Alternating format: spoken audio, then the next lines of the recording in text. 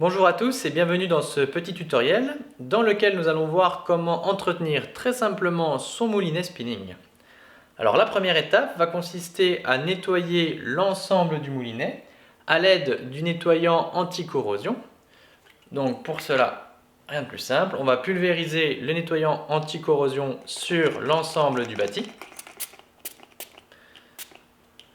sans oublier aucune pièce. Et nous allons ensuite essuyer le surplus à l'aide d'un chiffon doux, de manière à enlever toutes les particules, que ce soit le sel, le sable ou encore la terre ou le calcaire, qui pourraient venir abîmer notre matériel au cours des sessions. Une fois que l'ensemble de notre moulinet a été passé au nettoyant anti-corrosion et chiffon doux, nous allons passer à la lubrification des pièces extérieures. Donc pour cela, on dispose d'une petite huile synthétique.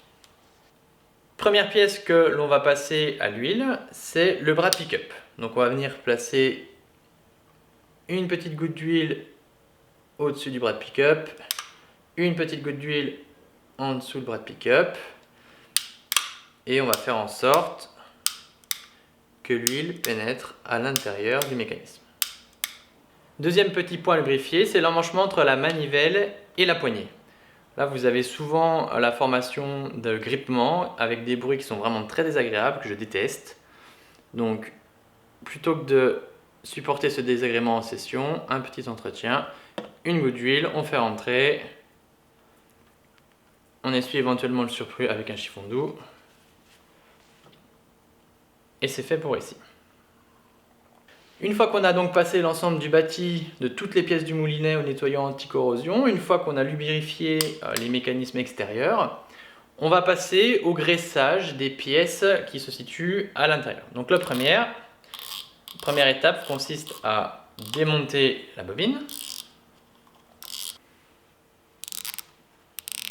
Je démonte ma bobine. Sous mon bouton de frein, je vais trouver donc la graisse qui a fait plusieurs saisons ou la saison, une graisse usagée que je vais retirer avec un chiffon. Donc la graisse qui devient un peu collante et noirâtre, on enlève et on va venir appliquer une couche de graisse sur le joint torique et à l'intérieur du bouton de frein. Cette partie doit être constamment graissée, il est possible de le refaire régulièrement en cours de saison afin d'assurer une bonne étanchéité au niveau du bouton de frein et empêcher les particules de sel, de sable ou de terre de venir altérer ce mécanisme. Une fois la bobine enlevée, je vais placer mon axe de moulin en position haute.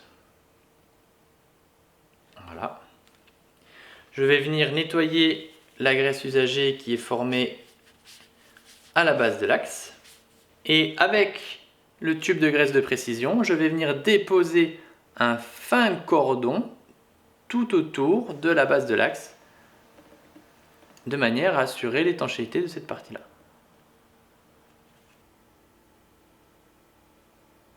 On voit que sur ce moulin, j'ai la chance d'avoir un roulement sur mon axe. Donc je vais en profiter pour retirer l'ensemble de graisse usagée qui s'est déposée de la bobine sur mon roulement.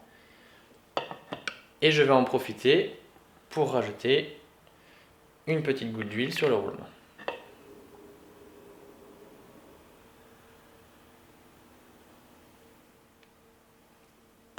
Il ne me reste plus qu'à remonter l'ensemble de mon moulin et de le stocker au sec dans une pochette à l'abri de la poussière jusqu'à la prochaine sortie. Donc voilà, quelques étapes vraiment très simples pour assurer l'entretien de vos moulins et permettre une longévité accrue et une bonne fluidité de saison en saison.